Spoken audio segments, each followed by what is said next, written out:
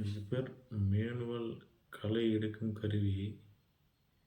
இங்க பாருங்க, இத வச்சுட்டு எவ்வளோ எளிமையா கையால தள்ளுபடி முட்டைக்கோஸ் களை எடுக்கிறாரு பாருங்க.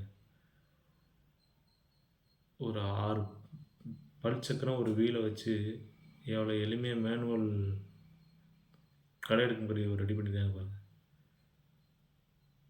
உண்மையிலேயே வேற லெவல் டூலுங்க அது.